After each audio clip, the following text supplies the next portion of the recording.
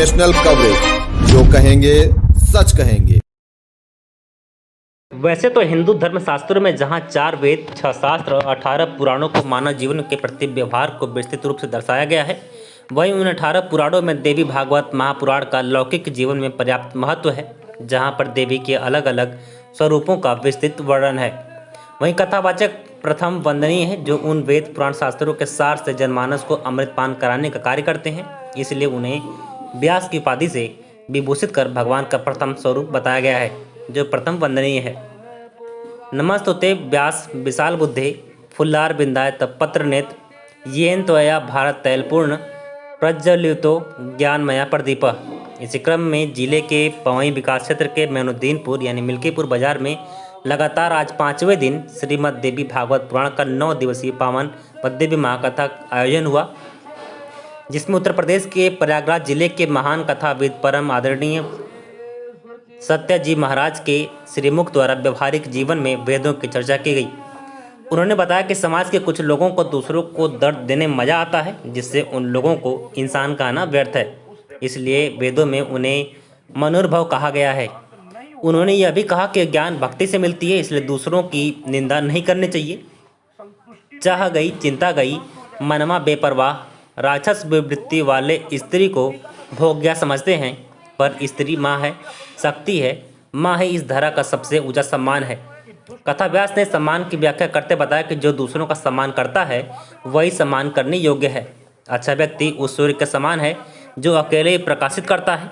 इसके साथ ही कथा व्यास श्री सत्याजी महाराज द्वारा देवी भगवती के अनेकों स्वरूपों का विस्तृत वर्णन किया गया। इसमें कथा आयोजक श्रीमती मालती अग्रहरी पत्नी जियालाल अग्रहरी व कथा व्यवस्थापक श्रीमती अंजू अग्रहरी पत्नी डॉक्टर अखिलेश कुमार अग्रहरी, पुत्र व पुत्रवधू श्री जियालाल अग्रहरी व मिल्कीपुर बाजार सहित क्षेत्र के तमाम गणमान्य के कुशल सहयोग द्वारा कथा का संचालन किया जा रहा है, जहां क्षेत्रीय जन पावन कथा का भरपूर अमृतपान कर रहे हैं। रुक जाओ मैया, लेकिन माँ उस समय इतने क्रोध में थी कि गजानन और कार्तिकेय को भी नहीं देखा। बस वो आगे बढ़ती जा रही थी, करते हुए बढ़ती जा रही थी, बढ़ती जा रही थी। अंत में गजानन कार्तिकेय को भी अंतर ध्यान होना पड़ा। मामला बड़ा गंभीर है और मां रुकने का नाम नहीं ले रही है। प्रलय आ सकता है, क्योंकि पूरा ब्रह्मांड कांप रहा है। मां के हर कदम पर पूरी पृथ्वी, पूरा ब्रह्मांड कांप रहा है महाराज, और वो हुम करती जा रही हैं और एक कदम रख रही हैं, दूसरा कदम रख रही हैं। अब लोग सोचे मां रुकेगी भी तो कैसे, तो सब पहुंच गए महादेव के पास। कहने लगे, हे महादेव, हे देवों के देव, बड़ा संकट आ गया है। माँ किसी के रोके रुक नहीं रही है। वो दुष्टों का संहार करते करते इतनी क्रोध में अब आ गई हैं कि दुष्ट तो खत्म हो गए, लेकिन उनका क्रोध समाप्त नहीं हो रहा है महाराज, उनका क्रोध समाप्त नहीं हो रहा। महादेव ने कहा, देखो, कभी कभी अगर धर्मपत्नी बहुत क्रोधित हो तो पति को भी सोच समझ के बात करनी चाहिए, क्योंकि देखिए क्रोध में आदमी थोड़ा सा अंधा हो जाता है महाराज। क्रोध में दिमाग थोड़ा सा दूसरे तरह का हो जाता है। जब बहुत व्यक्ति क्रोध में हो तो उससे थोड़ा उसको शांत होने दीजिए पहले, और अगर शांत नहीं हो रहा हो तो थोड़ा इस ढंग से कहिए कि उसको संतुष्टि मिले। संतुष्टि मिलेगी तो धीरे धीरे वो शांत हो जाएगा महाराज। क्रोध जो है असंतुष्टि का नतीजा होता है। किसी चीज से वो व्यक्ति असंतुष्ट है।